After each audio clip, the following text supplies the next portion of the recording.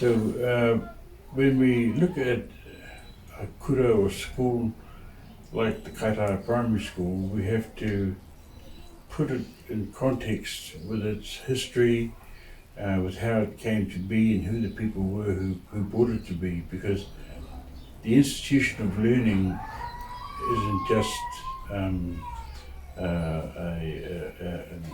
an institution of European society. Māori had institutions of learning too.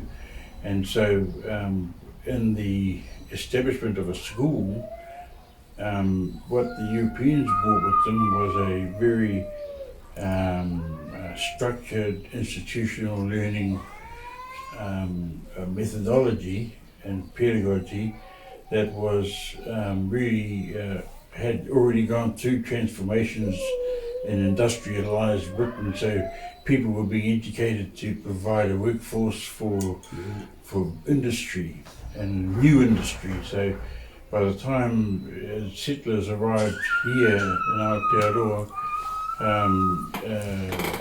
they had been not indoctrinated, but they'd been educated in that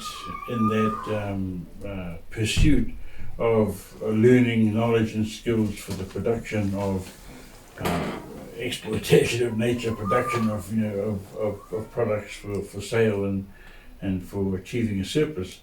So the Church Missionary Society, which really was the cutting edge of early colonisation, brought the notion of institutional teaching with them as a very strong ethic.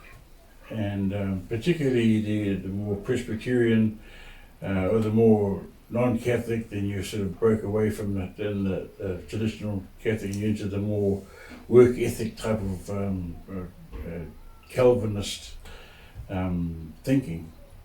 And so by the time the Church Missionary Society arrived in New Zealand, their main objective was to proselytise their religion. So wherever they went, they their religion out.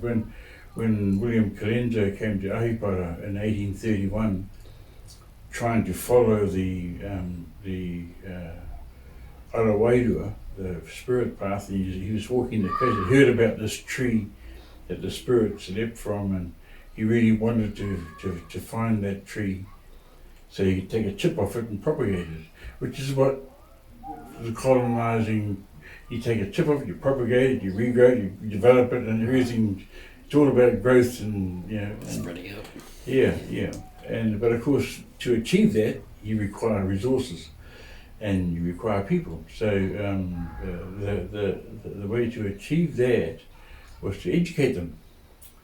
And so setting up a school was a really top priority for the early missionaries, because first you taught people to read and write. Up until then, we weren't illiterate people per se. We had the hieroglyphics, but we weren't didn't have a written language. There was hieroglyphics. It was hieroglyphics, yeah. And some people today can still read, I think, some of those hieroglyphics. David Simmons could, and he was a quite well-known ethnographer. And so that whole educative thing took on. Our elders at the time bought into it, because they could see, and when the first Europeans arrived here, they persuaded our elders that what they were bringing with them was a new wave of development, a new economy, future for themselves, opportunities for them, and in fact, after the first land sales, the rangateras here were writing to the government saying, where are all these benefits you promised us from the sale of our land? We sold you our land, so you can welcome all the Europeans and form an economy, and there's nobody here. Because what happened really was that when people got here, they didn't like it. It was all swamp. There were so many Maoris, it was pretty hard to see how you could make a go of it. I should Is say. that in the north specifically? Yeah. We were the first place colonised. Waimate, my ancestors, they wanted to learn to read and write in Waimate at the mission station. A whole bunch of them did, because they saw the importance. Eruera Pare was a young person who Hongi Hika was his nephew, made him study and become literate. So he was the scribe, they really saw the benefit of it. And in fact, it was Haami Piripi himself who went to Britain with Waikato and Thomas Kendall to write the first dictionary and orthographic conventions around the language. It took them 2 years in Britain to do that with Samuel Johnson, I think, at Cambridge University. And there you are, see, here were the two rangatiras, Māori, full-face moko, in England for 2 years, and they're at Cambridge. And whenever they couldn't find hongi, they would be able to find them in a library studying Napoleon Bonaparte's strategies. So, you know what he did with those. And we're very entrepreneurial people who seized opportunities. It was there that Haami Piripi met de Thierry, Baron de Thierry, who was a French nobleman, and he persuaded de Thierry to use his leverage to get some muskets made in Sydney, which Haami picked up on the way home.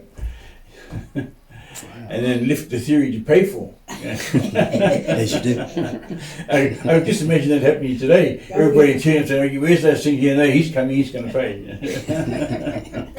So that's the milieu in which this.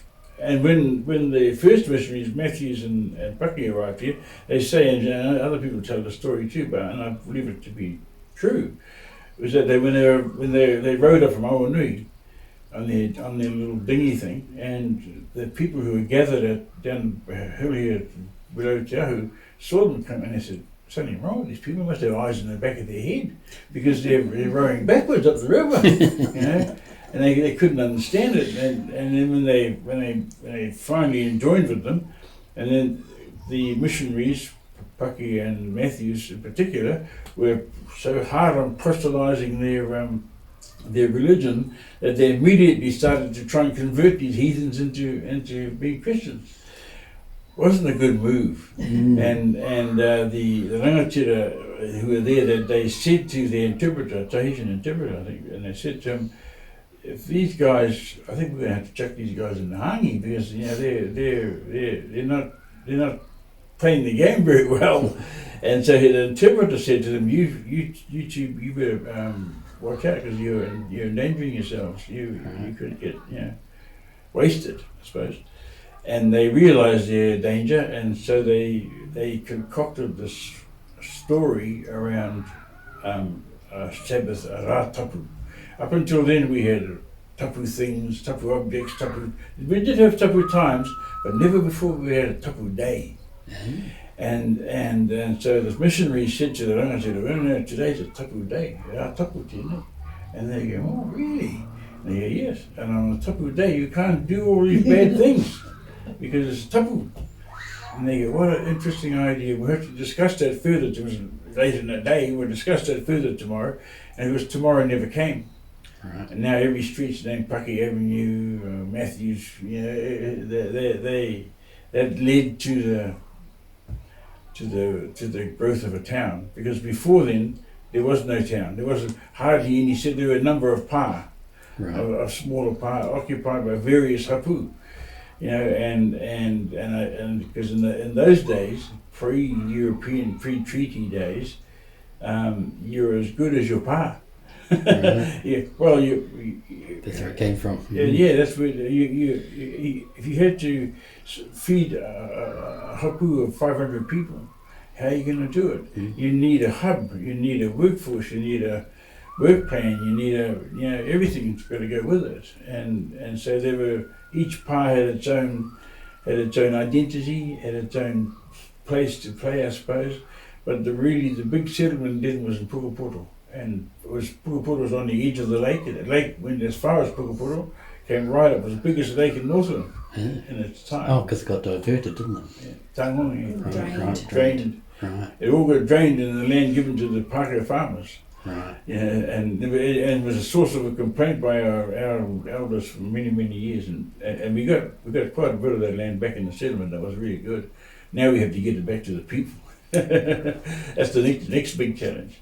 So those rangatira who were here, Pōroa was the in his time prior to 1830, he was the leader, bringing up the old guard and welcoming the new guard coming in. I mentioned Kalenzo coming in earlier.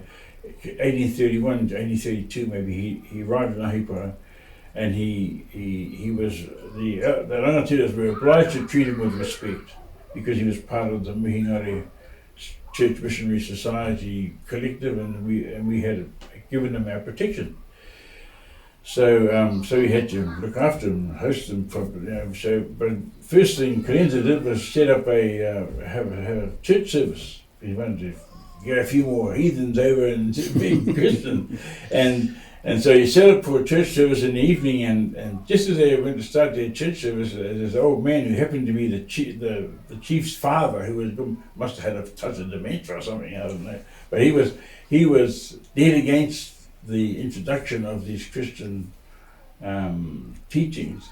So he started banging the pots out in the dark. "Woo, go home, you silly Maoris!"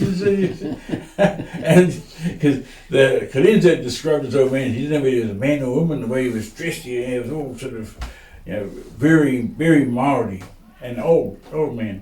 And 3 nights, I read the Kalenzo's notes. And 3 nights they were in Ahipara, and 3 nights he tried to have a service, and 3 nights he disturbed the service, interrupted it so badly they couldn't have it, couldn't finish it. And so he said to his entourage, "Tomorrow we're going to leave before dawn, and we're going to hike like hell, get the hell out of here at the beach, because we're going to look for that tree, and we're going to leave this old bugger behind." So that's what they did. They got early in the morning, and they took off down the beach, marched all day, right till dark, and just as it hit darkness, they saw a fire in the distance, and they said, "Oh, there's a nice fire, we'll go to that fire." And they got to the fire, that old man was there, cooking them a meal. But he was opposed to what Kalenzo was doing, and eventually he stopped him, and actually Kalenzo did get to the tree, but when he climbed the rock face to get to the top of the tree, who pops out from behind the tree? But this old man, whare, and goes, pushes him off the cliff. He was unconscious for 3 weeks. And they didn't know what to do. There's no law at the time. The law was Māori law, and so you relied on a rangatira. Well, he was a rangatira, so he was immune, I suppose. Anyway, Kalenzo survived, and he did get a chip off the tree. Pairata got him a chip off the tree, so he could propagate it. Because that tree's special, of course, it's got the white flower. And it's not a poo colour. No, it's a special rata, white flower rata, I think. Yeah, white flowered rata. Yeah. Wow. Yeah, it's only about 6 left in the world. Never heard of it before. Wow. Yeah, so that was the context, and when the Europeans came over the hill, which they did just over there, they say that when they came over the hill and their robes were been flying, they saw an angel. Our people saw an angel. This is a Pukaputa story. Yeah. They saw an angel on his shoulder and said, "Oh, this guy's got to have atua with him." And ever since then we've been welcoming. That's what they say in Pukaputa. And Ahipara. And strong holders of the faith. Anything that almost divided us was a rata in the faith, but we've hung together as a people in spite of our different religious persuasions. So and that was the context in which Panakareo gained the authority that he gained to become known as the supreme rangatira of Te Raroa. And I think he was. Even though in whakapapa terms he was less senior than his wife, and less senior than just about everybody else, but he was nevertheless of the right line and qualified. And I think when Pōro must have bequeathed to him his mana, or at least part of it, he did it on knowing that of all the rangatira of the time, Panakareo was probably the one who was most capable of adapting himself to the situation. He was young, he had been on the campaigns around the country with Hongi, so had a few of the others, but he was young but experienced, he was a leader.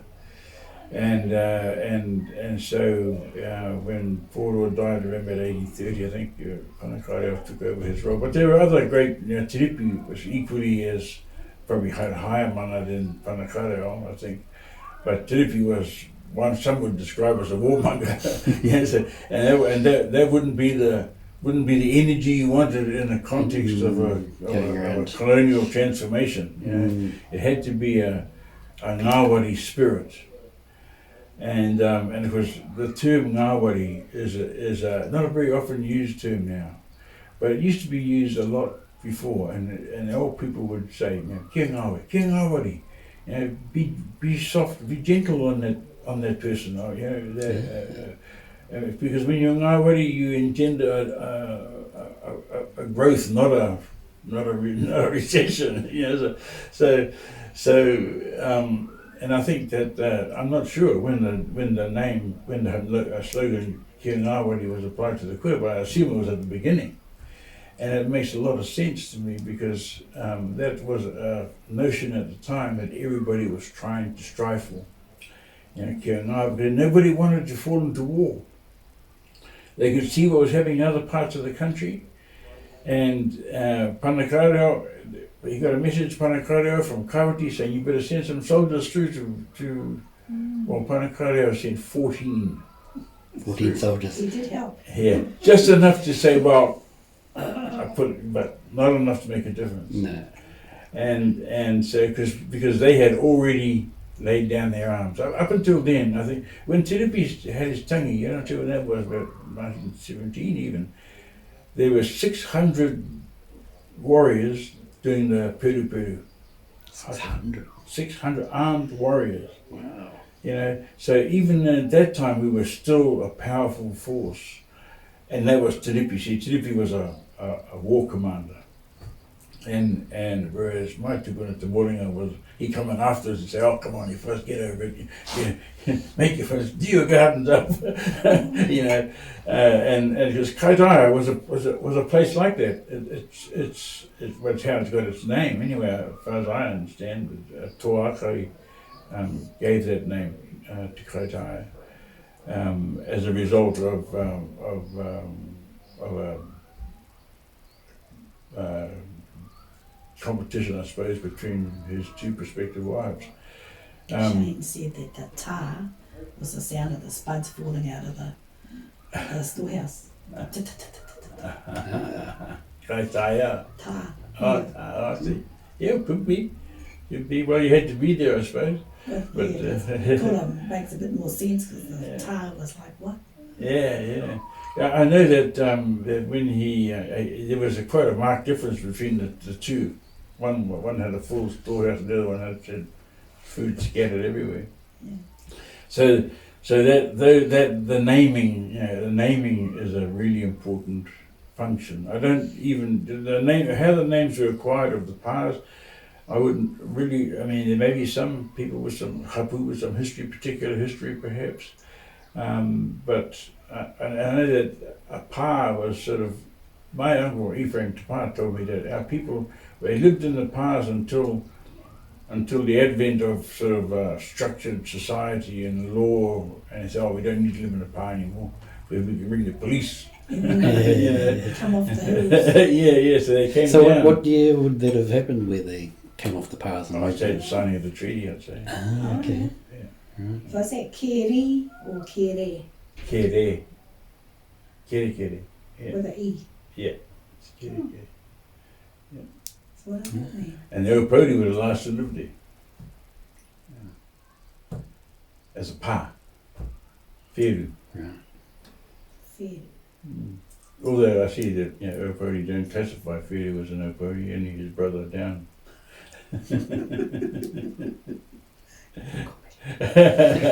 I'm not editing any of this. Going on you.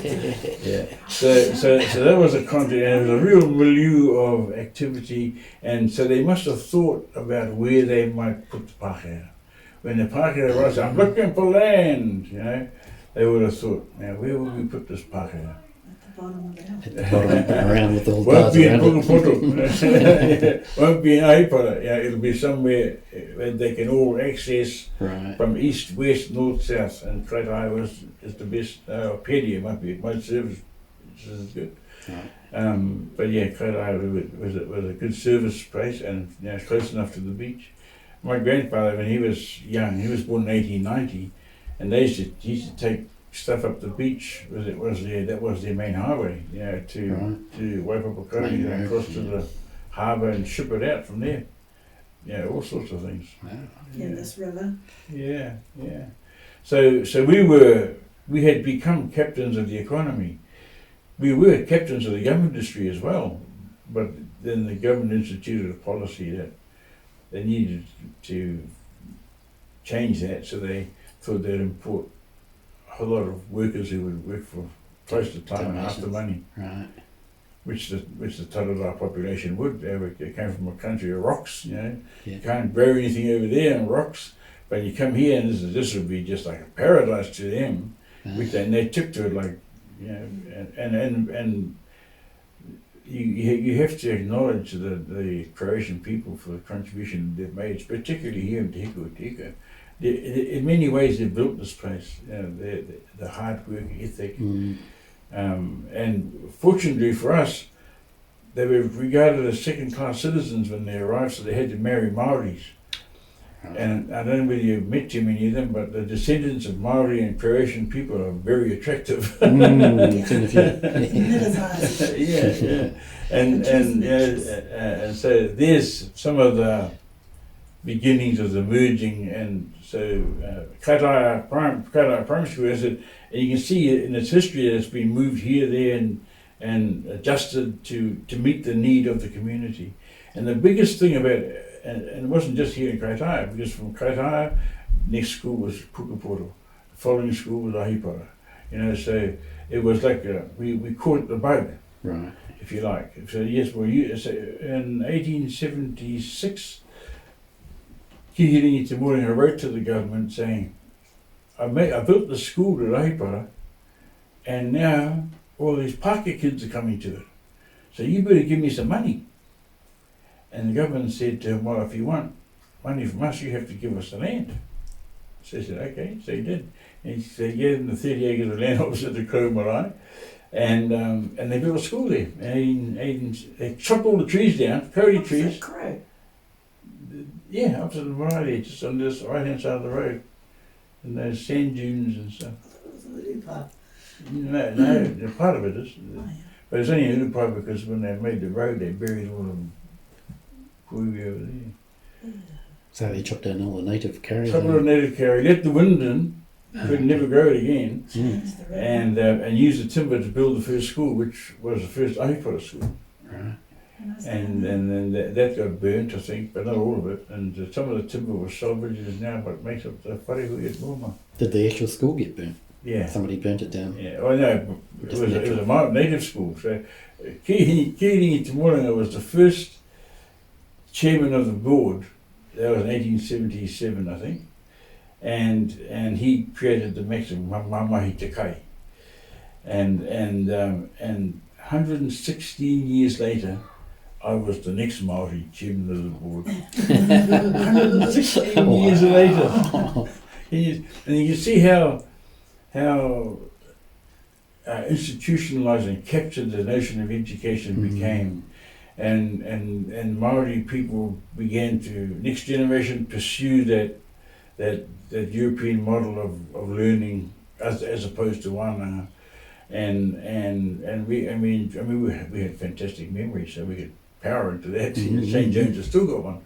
So it was amazing how much gusto we took it by. But I think I shouldn't say it, but I think that I might be the first Māori in Ahipara to get a degree, and that was just recently, really. I can't find another one who got one before me.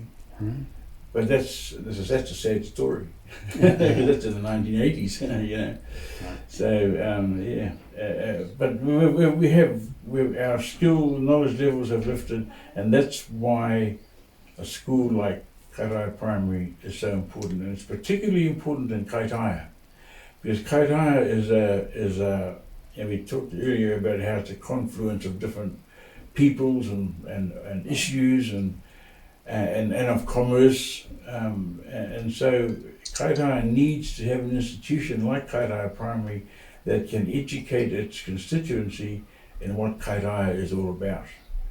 And Kaitaia Primary does a very, very good job of that, because it clings to its history, reaches back into its past, Yeah. brings issues and people forward, and makes them relevant to the kids of today. And I've been a part of that myself, helping with the kura, and I think it's very special. And you can only really achieve it here, I think, because it's Kaitaia. You couldn't achieve it somewhere else, because it's just a particular combination of people. And when we built the Te Ahu Centre, one of the initiatives that we tried to build up was the idea that old families here had a heartline to Te Ahu.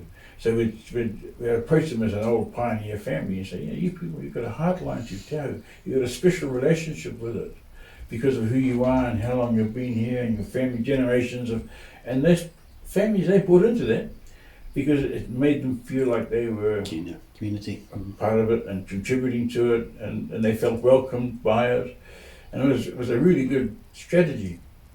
And I think it probably was the one that got us over the hump to get acceptance by the community. And it's not just a Maori thing, you know, and It validates them. yeah, and that's what's so special, I think, about Kaitaia Primary and that maxim of kia ngāwari, because kia ngāwari refers to a relationship.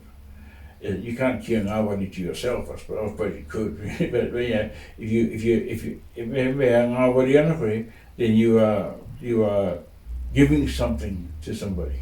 It's a gift to somebody, a positive gift of softness and gentleness, you know, and safety. So, and then I think that's, I think anyway, that what I see in the children here is that they have that sense of safety. That they're proud of their school, and they have that sense of safety. You see it, I think, in the way they carry themselves. It impresses me, and it, I mean, it's the whole culture of the school, of course, and being a site of the signing of the Treaty of Waitangi is huge, yeah, because there's not many sites in which the Treaty of Waitangi is signed, even though it could be argued that, you know, 61 rangatiras signed. Well, I've been through that list of 61, and they weren't all rangatiras, that's true, and in fact quite a few of them weren't. But nevertheless, and the other sort of shocking thing about it is that they're all just recently been christened mihinori. So, you know, it adds to the intrigue. Fate can't be. But they bought right into it. They bought right into the structure of the church. They set up land, land agent functions. Because they thought that, and they should have. They had a right to think that we were going to have a thriving economy based on a bicultural and bi thing model, which hadn't really been done anywhere else. Because we believed, and that's what the Treaty of Waitangi does, and the thinking behind it, we believed that we could create a society where we could have two nations operating within a nation and complementing each other. And I can't see any reason why we can't. I think the missionaries were Yeah, bilingual. yeah. They were, they had to be, able to understand them. And even the old swag men who married our old queers, you know, they walk around the roads with a swag on their back, but they could all speak Māori. Well, you had to, otherwise you couldn't speak to your queer, I suppose. And in fact, a lot of people a lot of Pākehās used to speak Māori. Now we're at a stage where they're being discouraged, and that's not a very good sign for but not in this school. Not in this school, and I think that's an incredible thing to. I know that the school is so ethical that it will hold on to things like that. And kia ngāwari is the way to do it. You know, if you the idea of having a maxim is to be able to apply it to everything you do. So if anything that we do here, so if we say kia ngāwari, we know exactly where that takes us. And it's a great thing to foster, I think. Even amongst the kids when they've grown up and left town and gone around the world, and they remember that kia ngāwari. This old queer one time said to me, she took me aside, she said, you know, I want to tell you this because it's important for your future. I said, oh, okay, really? And she said, yes. She said, I just want you to know that whenever you do good for somebody, whenever you do something that's Pay it forward. you're doing something good for them, you'll always be doing good for yourself as well. And I thought, wow, yes, it's got to be true, I suppose. And you never really think of it like that. And she said, so the more you do good for people, the more you'll do good for yourself. And keep up the positive energy. And I thought that was a great little, she was queer in her 90s. I thought that was a great little message to leave people, that wisdom. So, and Karaia Primary has got generations of it that it has left in the minds of young people from Karaia. Proud to be from Karaia. I remember when Shane Jones was young, he first came to university, and he'd walk around Wellington, he had this army coat on, wearing gumboots, and he'd walk in a skinny, looked like a skinny Parker fella, and he'd walk up to people and he'd walk up to them and go, Shane Jones, Karaia. I used to love it. He was so parochial, he was so awanui. And I always appreciated that about us here. We're proud of who we are and what we are, and we do have differing versions of histories and of people, of ancestors, but I think that's a great thing. You know, who knows who's got the right version? I know my version works for me. I'm sure someone else's version works for them. So it's something that we can get distracted by, and that's another good thing about Karaia Primary is that with that Ngāwari maxim and the focus on the Hiku Adika Muri Whenua collective, it produces something unique of its own. You know, and it's not just a meadow on the hill or a rainbow in the sky. It's going to be bigger than that, more than just one kura. It's going to be a network, and I think that Karaia Primary is really poised to. The thing you got to watch out for now is be taken over by some larger institution. Yeah, exactly. Yeah. Which does happen. And as Karaia keeps going the way it does, it may happen. But that's what happened with Haami Piripi School. Of course, eventually we stopped being a native school. It was taken over by the state completely, I think in 1964 or something. But until then it was a Māori school. Right. Native school. Native school, same as Pukapura there. I went to a Māori school. Yeah. And I had some notes. Jeepers. Now, before you change off, where was the treaty signed? Because that says at the bottom of the hill. That sketch says at the bottom of the hill. Does it? And that the corridor says was outside the vicarage, which was... It couldn't have been at the bottom of the hill. They say it was by the old A&P Hall, sort of in that. Oh, down there, I see, yeah. No, but that's got its own name. Te Ahuri. No, it's Because that side used to be on this side of the Te river. Honohonu. Te Honohonu is the name of that place. It was a bend in the river. And that's where they used to all go to divide the spoils of war. There. Do you reckon it was up here? Under this treaty tree? I've always been told it was up here. Cool. And I think so. But just that the sketch in that histories board sort of shows the church up on the hill slightly behind. Possibly. Well, it is sort of up a little bit here, isn't it? Well, yeah, it is. Okay. And I think, well, I don't know, maybe it's changed how they rebuilt the church, but I think Panakara was buried under the altar. Of the original church Yeah. or the second church, I can't remember. The There's original three church, I think. churches. Yeah, And original, yeah. I think. Yeah. And that. And Paki's built, or Paki Matthews is under the altar of the next church, so or something like that. Oh, that's good, isn't it? Yeah, Something like that. It's all provenance. One question, is the whole of Panakari there or half of them? Yeah, it'll be all of them. because he was really disliked by the English, because he refused to sell tukahui. JB White. Yeah, White, yeah. And he refused it. I think White must have had an eye for his wife, I think. Because he seemed to hate Panakareo. And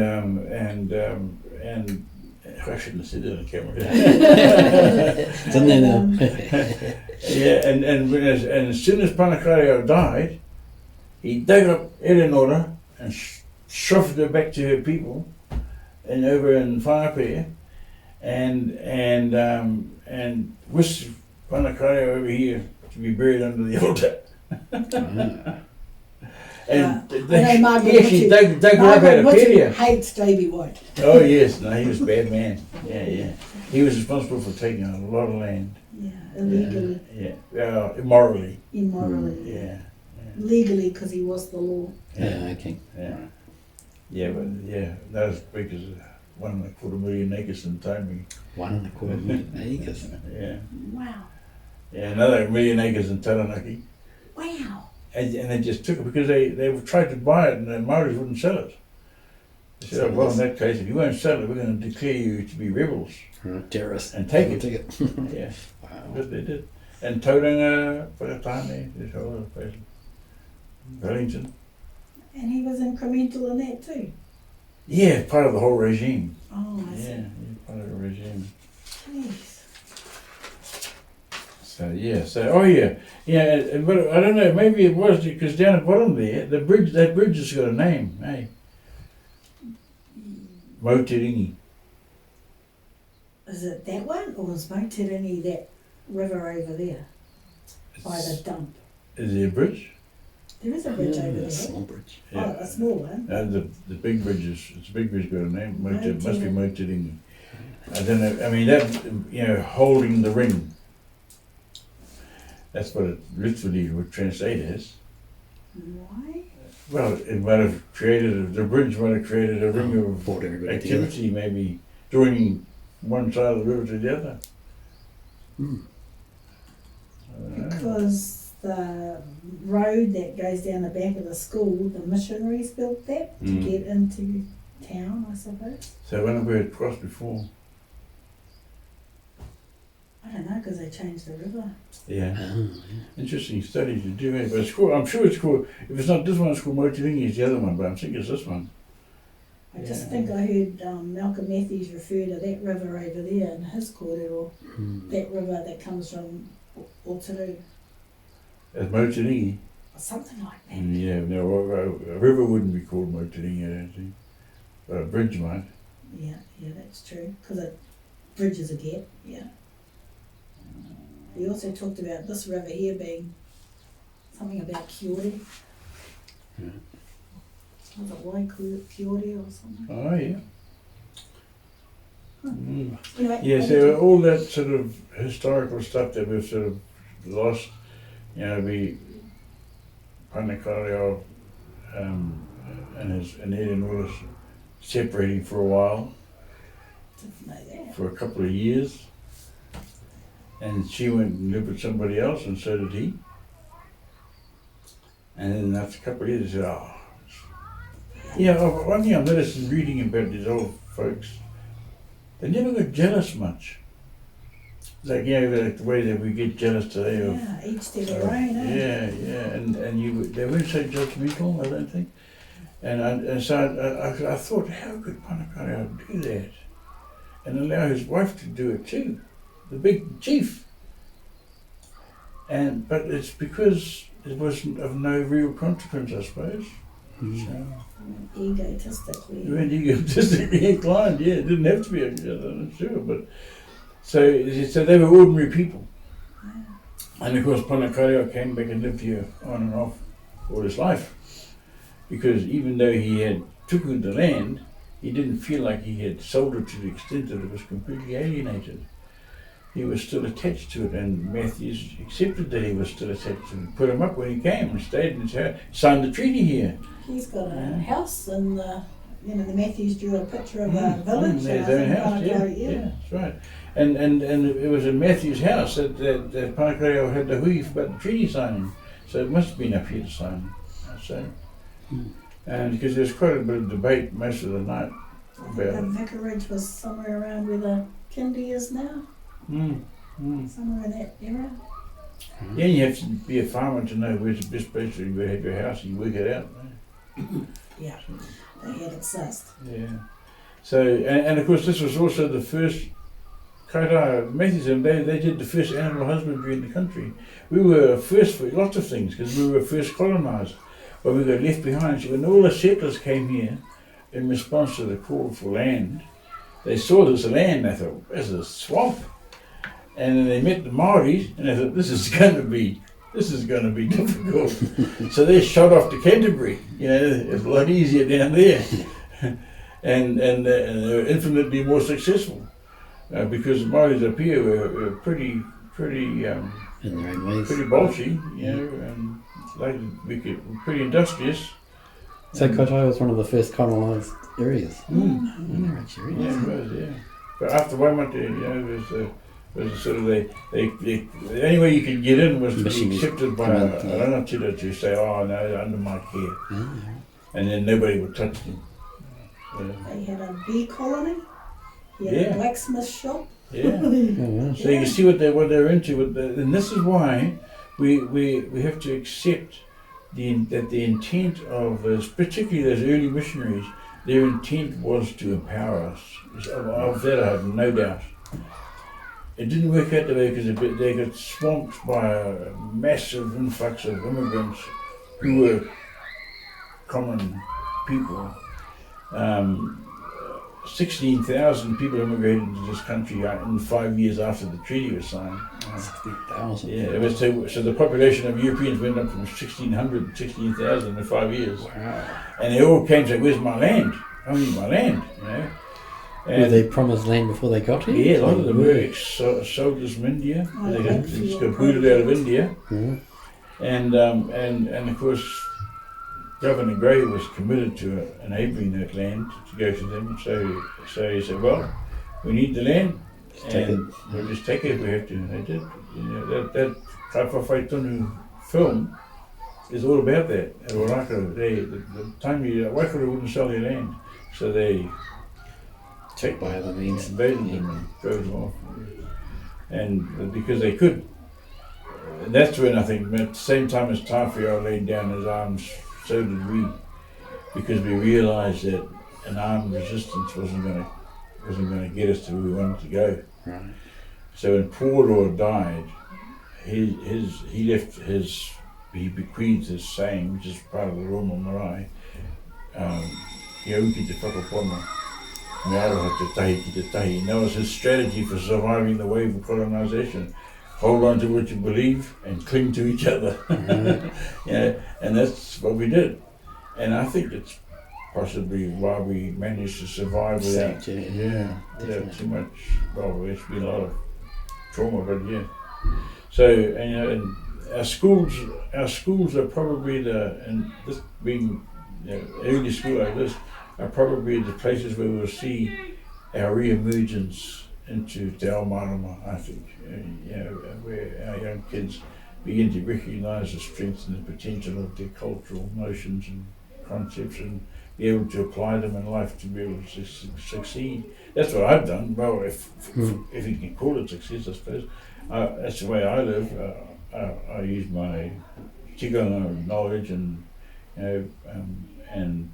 that's me. And a lot of Māori kids don't have that. We need that. It's because it's indigenous, and it's endemic, and it's very useful. Pahenare Tate had he used to always indoctrinate me, and he'd call me up and say, all you have to do is be pono. Once you're pono and you're totally transparent, then you can arrive at tika. But until you're pono, you can't get to tika, because you don't know everything. You gotta know everything, you can get to arrive at tika, and when you arrive at tika, then you'll be in a place where you can determine to what extent you can have aroha or not. Right. And that's always worked for me really well in any situation. If that's Pono, is it Pono? Maybe it's Pono. Okay, well I can work with that. So yeah, it's this little thing. And I think as modern education begins to grow and develop, well, unless this government drives it back, but as it begins to grow and develop, we can blend those realms of knowledge into a very wise and educated young person of Maori and European ancestry. Yeah. Oh, the other thing I want to talk about was the shadow of the land, because Panakaro was very famous for his stand that he made at the end of the signing, when he had encouraged everybody to be of one heart. We're all going to be of one heart. We're not of one heart. We had it, you know. So he got everyone to agree to be of one heart, and then he said, "Now, even if we're one heart, we signed the treaty. What's happened here is that all we have done is we have relinquished the shadow of the land to the Queen. The substance we are left with because we are here. We're on it. We're not realising it wasn't going to be long before the pound notes arrived, and so while only the shadow is gone and the substance remains with us, we're going to be okay." And I think a year later he had to reverse his prophecy. So I suspect we might have signed away the substance and retained only the shadow. Right. And I mean that shadow and substance analysis it goes right through Māori history. They use it a lot. Are the Aborigines in the same kind of boat like that, where they belong to the land but they've sold the land, or they have lands Yeah. So it'd be the similar type of thing, That's isn't it? right. Yeah. So we still have Maunga. Even though we don't own them, Right. they're still our Maunga, our history, our provenance, and our future, because nobody else can access that. We've got a genealogical connection to it. Link. Yeah. And that's the strength of the Māori people here in the far north, is that we can't escape our whakapapa. And we're lucky because our whakapapa probably stems from at least 8 waka. Because this has been the northernmost tip, was the first point of contact whenever a waka arrived from the islands. It would land here, Right. closest point. And I guess the big chiefs would jump off and the rest would carry on. I don't know. Who knows how they did it, but they, it was a process of populating the area. And with at least 8 waka with a provenance in this place, you can just about throw a dart and pick whatever you want to come from, because everybody's so Starting up new interrelated. anyway. And now the Croatian and the Europeans are weaving themselves in. It won't matter at all. We're dark lands soon. Some people might want to keep themselves into a separate institution. I don't know. I haven't never met any of them, but I know that our future is in our togetherness. And kia ngāwari is a great maxim for us to carry as a standard, so our kids can achieve and be successful in And their the own. pono bit. And the pono bit, yeah. What about the mana bit? Like taonga, tiku, iho, mana. How does that work? Like everyone has it. Everyone has it. So like the whatever the thing is. So everyone has it. I mean, people were cool here with this. So this is a thing of the moana, Probably we bro now. No, wait. But this is something that they acquired when they got here. The next hardest thing to steal. We never found steel, but we found nephrite, and this became when Kupe arrived, he took a block of this back and made 2 medes with it, or 2 adzes for making waka, and they're very well known. And then throughout our sort of probably about 1400 years, our people have occupied the shores here, and I think there might be some people even before then. So their symbol of authority was this. If you had something like this, because it was so rare and prized and useful, if you had people who have relinquished their entire iwi's mana just on the basis of a mere. The country is full of examples of how that's happened. I'm not, I don't know how we do that for our iwi up here, but that is the principle of it. That's where the source of our authority gained from our ancestry is in a tonga like this. And then, of course, a Māori Marsden analysis was about mana, was that there's three streams of this entity that we call mana. The first stream is achieved through birth by, and he calls it mana tupuna or mana atua, and that's so you are. And in the Māori paradigm,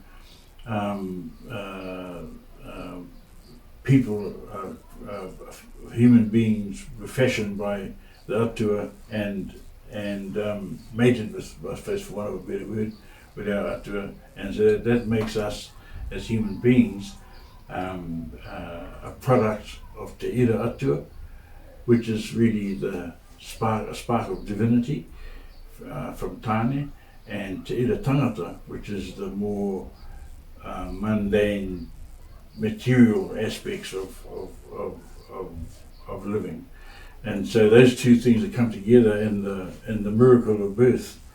So, which is why the woman's womb is tapu, and because that is where the miracle of birth happens, and birth is actually a miracle. When you look at it, how it happens, the whole process, and we were experts at it, right down to the way the baby comes out and everything, and then that. Kia puta ki te whaiau ki te o mana. So that's your mana tupuna, or your mana atua. Then that then has an impact on where what mana you have to the whenua. So it's not just mana to land, it's really mana to have the ability to produce, a mana to create a means of production for your people. That's really where all mana leads to that. Can you feed your people? and so as to be able to do that, you had to be able to say, oh yeah, no, we'll use that land there for this garden. But have you got mana to say that? Or has someone else got the mana to say no? And so you got to be clear where your mana comes from, who it's connected to, and how you use it. Because you might be staying in a bit of land there somewhere, and your child might have a fight with a rangatira's child and give them a bash or something, and that child's father might say, oh bro, you know where you're staying? Yeah, well, you can't stay there anymore. and in a situation of reciprocal relationships, it's a very difficult thing to be. So you teach your child, be careful what you do, be careful what you say, and our people used to be extreme in that, because you couldn't afford to offend anybody. When you did, it was always a price. Every action demands a reaction. Yeah. That's the rule of the universe. Rule of the universe, of which Christianity doesn't have it that way. You can go and confess your sins, forget, and start all over again. And I suppose a lot of people make good use of that. But in the old Māori way, you can't afford it. If you make a mistake, your mistake is made. Yeah, sorry, but it's made. You break the plate stays don't make it again. and that's why a lot of our people, I think, jumped to Christianity, because it was so much easier. It was, you didn't have to worry about all that. And because what whakapapa does also, it creates a hierarchy of relationships. And that's what determines the mana. Look after the relationships. That's right. And the mana of the whenua. Nobody's having a whenua if you can't grow kaiona for everybody. You can't do it all for yourself. One person on their own can't do nothing. So it has to be a swarm mentality that achieves it. Yeah.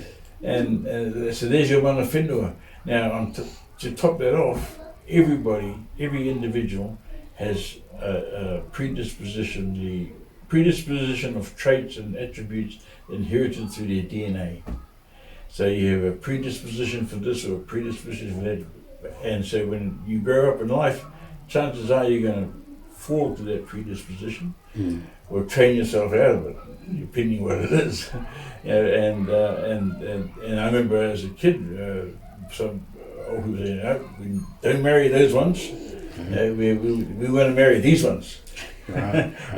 Because they got the attributes and we know what they can do and going to do. Chances are, Yeah. And I mean that's an old form, I guess, of social engineering. But Mm. we had to do it because you had to have your community ticking over, and the only way to do it was to have somebody with the right mana, following the right strings, to do the right job with the right knowledge to produce what you need to produce for the year. Right. If you had a whole iwi of thousands of people, it's a hell of a mission. Yeah, it's To lots of produce, food. and so consequently this Kairai area was filled with gardens. And as earlier the Europeans arrived, with gardens everywhere, big gardens, yes. And they could pick a huge garden just with a core, just with a, amazing.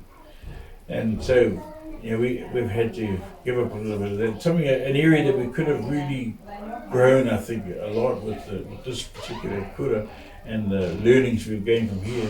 We could have got into a bit more of that, I reckon. Well, we've had environmental planning, that's a good thing. Yeah. As we face climate change, because climate change is definitely, there's more than on the horizon, it's on our doorstep. Mm. And these kids are going to be left with it, unfortunately. And they always remember you, Don. They'll never forget people like you. I never did. People who affected me at school. We were brought up gardening in those gardens of Pukekoro. All right. The whole settlement turned out to weed, water, Yeah, plant, yeah, crop. yeah. I was lucky. I got to drive Moses Yates's horse. Drive the horse, pay out behind the back. I got spoiled. Always supposed to have your license done. Oh yeah. All I had to do was keep it on the track. Yeah. And so the flag, we were instrumental in establishing. We were present among the 15 chiefs that chose the flag. We wrote, Panakara was on the letter that wrote to the King William in 1830 something, and said, we need a king to look after us. And people have misinterpreted that as being, we need a king to be our king. No, we needed a king to nurture our kingdom. Bring it along. And I think the royal families still have that because, how is it that a person like Hongi Hika and Waikato, two people, fully faced moko, they arrive in England and they go and say, well, we'd like to see the king. And you Please. can, and do. And not even people living in England can do that, and the king's, here you go, and he even gave the king some marital advice and all sorts, and he got given gifts. And he came back and slaughtered a lot of people. Yeah, well, yeah. Guns did that. Mm. So and to produce the dictionary and orthographic conventions, that was amazing. Yeah, she took 2 years. They came back with the dictionary, and that was the first Māori dictionary. Was because once you do that, I gave a lecture on it once. That once you do that, you capture it in time. It stops moving as a language because you got rules. Right. You follow your rules. Can never change the rules after that. And it's like putting it in a cage. I think, But we probably would have lost it if we didn't write it. And people went through a period of writing. In the National Archives, they've got a whole huge underground vault full of writings in Māori by Māori people, and they'll never get around to translating them or reproducing them. We've got to keep some books here ourselves, but we can't access them. Stupid. Yeah. You put it on lintel. You're not allowed to have it. Excuse me? Well, we can have it, but the thing is we've got to have it under certain conditions. Yeah, Yeah. but it's not theirs. No. It's not ours. theirs, that's right. So so Kara Primary is pivotal to all that. And with the Confluence of cultures. confluence of cultures,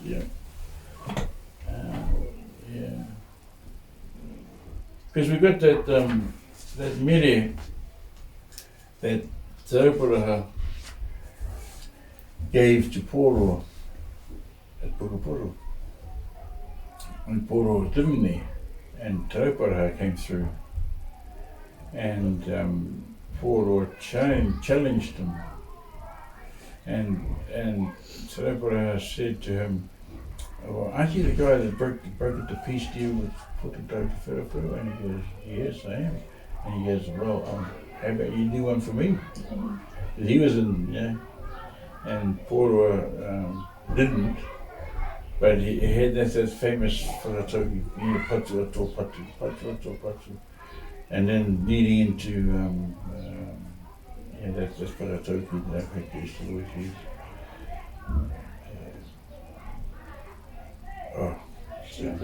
Yeah. Didn't know that. Yeah. So Te Rauparaha, the people from Gisborne came up because they said Taki Timu stayed here somewhere. Yeah. That's everything. All Cody Or and Witty's people, Ngāti Awa, reckon Yeah. they're Ngāti Kahu or something. I don't know. that's true. Well, they were all Ngāti Awa. They were all Ngāti Awa once, but I don't know why we drove them out. Must be some reason. I think it's the way they walk. I don't know. So it's somewhere over here, I gather. It's either here or there was a village at the bottom of that pa over there. Yeah. That's where Kahunga was born down here, man. Tino. Mm. They said that when Taki Tino escaped, he got his men to bridge the two rivers. Oh. Drained Escaped. away from Te Raroa. Oh, yeah, he was that other. Well, yeah. Yeah. He escaped and he joined the rivers. Yeah, so they yeah. couldn't follow him out the main one to the landing. Oh, I see. They had no waterway left. They drained it. Yeah, they did. They could drain the lake. It was amazing. They were the first ones to drain it. And that's how the Europeans caught onto it. And they drained all of it. Yeah.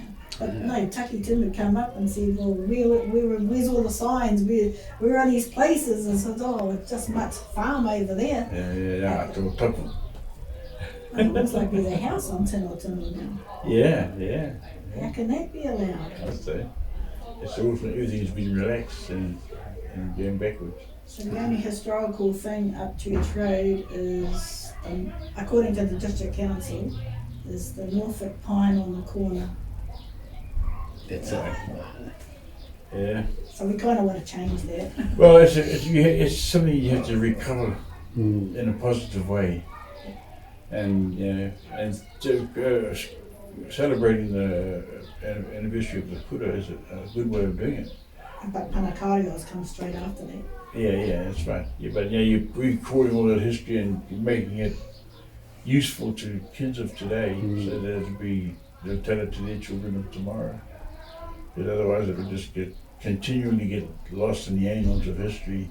Nobody wants to know that stuff. And yet it made us who we are. Yeah, it does. And our kids especially, but they will, as Kapahaka gets better and better, they want more and more there. That's where you find it. Oh, it's a problem.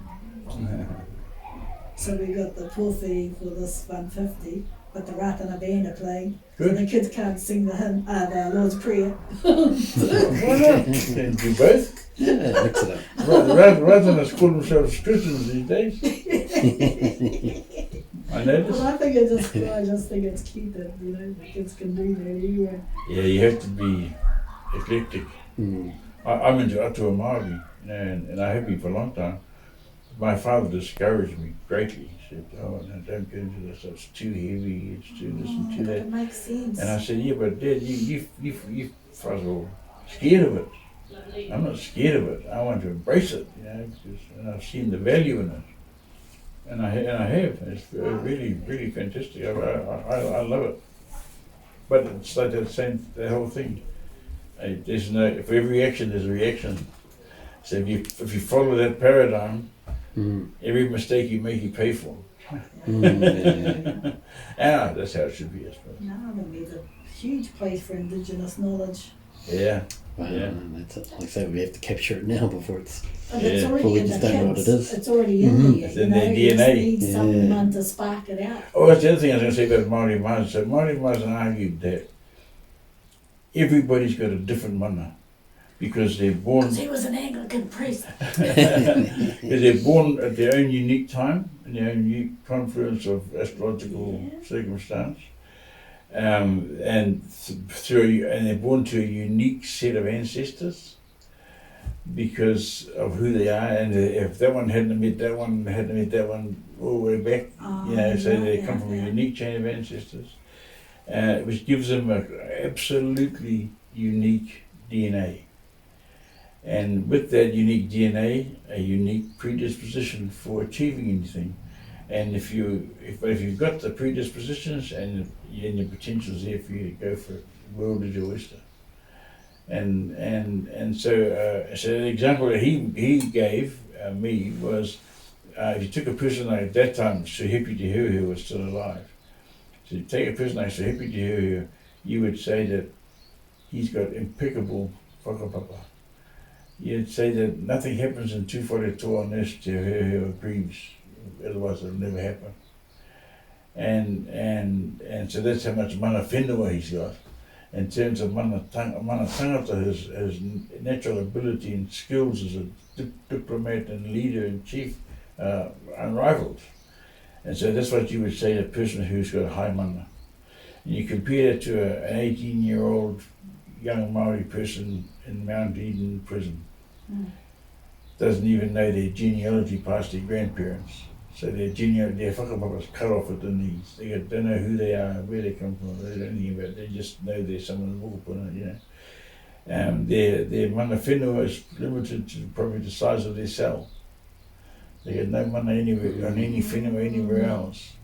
And their mana tangata is debilitated by the limit of their education. So we're producing these manaless individuals who have got very little chance of breaking out, to be successful. And so Uncle Māori would say that if you can lift the ability of those manas to be enhanced, then you're producing a good Māori. Yeah. It's true. Yeah. So he said to me, I was history from the start. That is right. What's the word for it? Serendipitous meetings of all these people all the way across. Yes. It's not exactly a planned thing. No, it's not. And you can't plan for it. It just happens, and you are what you are, but you got to make use of what you got. Don't waste time. Yeah, that's on. Yeah. So did you actually come through Kaitaia Primary School? Or? Not Kaitaia Primary, no. Ahipaura Primary. Ah, right. We had a lot to do with Kaitaia Primary because in those days the schools seemed to have a lot more interaction. Right. So yeah, I've always been a fan of Kaitaia Primary. I always wanted to come here because it always seemed like You're on the land pole now. it always seemed like a sort of a more classy classy school than others. I thought. But I was an inaugural student at Kaitaia Intermediate. And I thought that was boring. But most intermediates are, I think. Stark. Yeah. It just sits there. Yeah. Whereas we've got to see, the trees, the place, it's got a sense of place. And history. History, yes. It's a big thing. Counts for a lot, I reckon. I thought it's similar. Pukipura, definitely. Yeah. See, those were lands given by Rangatira. Ahipara was sold for £4. £4. Yeah, but Pukapura was given by Timothy Piripi. Gift by way of gift. So you can't ever say that you really own it because it was gifted to you. Right. And whereas Ahipara, it was a transaction. It was only £4 reimbursement for cost, but still, it's a transaction. It's written down on the paper. Yeah. And Timothy Piripi was part of that one too. That's on Pukipura School, because one of the original buildings that the missionaries, Richard Henry, I think, was taken to Pukipura School. Mum taught in that as the primer room at Pukipura School. Wow. And then Mum got it sent down to the settlement, Quad Bridge, as a play centre. Yeah. And that's where it all went downhill. Oh, well, it was a sweet play centre called Hangaria. The trouble is, apparently, Mum, Dad, and Puni Markini are the landowners now. Trustees. No. landowners according to the power board. Oh, right. Yeah, well, trustees are landowners. They'd be trustees. What can we do about that? It's me and Jane Ann and Tai Te going, Yeah. I might be able to help with that. because, you know, like the Cody for the Ahipara school was taken back and used for Roma, you know? Yeah. So maybe something neatly taught me with that one. Oh, it needs it badly. It's embarrassing. But yeah, I'm just saying, it's us, Puni's whānau, and me and Shell. Yeah. So can we do something about that? Might be too late for that building. I don't know what can be retrieved, but Yeah. everyone's sort of saying, what do you do with it? And I said, oh, Too hard to repair it. Well, if you did repair it, you have to do it with Cody. it is. Yeah, so that'd be hard. But can you put that on your little hit list? Yeah, it has been already there. I mean, every time I see it, like, No, just as Shelley, you know, she's in the power board, top Yeah. energy, and she Yeah. goes, they were doing something, and she goes, yeah, what are we our names doing on this piece of land? Like, what do we do with that piece of land? Do you give it to the Dominion? I thought it was owned by the church. Because that was my initial thing, give it back to the church, and I can't remember which Oh, Robson now I was you're talking giving it to, to was the like, church. no, don't do that. And don't want to give it to the Dominion, because it was only Te Rarawa in the, you know, the Dominion is what we called it. There's no marae there. No. There's another section by the bridge, then that section, Oh, then I the see. Dominion. Oh, And there's I one see. at the back too, Oh. Be a great place to have a house. right by the river. Oh, heck no. Doesn't flood much yet, does it? Oh, I used to. Yeah. But anyway, can you Yeah. help us out with that? Yes, oh, I'll put it on my So now that radar. you know that Puni Makine, Mum, I don't know if they called Dad Jack or John or Haki or I don't know. Yeah. So they're the trustees. And we know they're all gone. Time to change the trustees. Yeah, might have been Winnie. Yeah, you have to have a who to change the trustees. We can't. There's no one to who with. Yes, the people. Oh, okay, I could. Just call it who and just lead the people through. Appoint new trustees. I don't know. I have a look. You have a look. Yeah. Because it's part of the history anyway. Yeah. And the land should be with Pukekohe Settlement. Yeah, absolutely. Whether you're on the Busby side of the bridge or the Robson side of the bridge, Yeah. I don't want to get Yeah. involved in that. No, they all come from one name system. Yeah, I don't think that. Well, I think I've about run out of that's Yes, brilliant. run out of bullshit.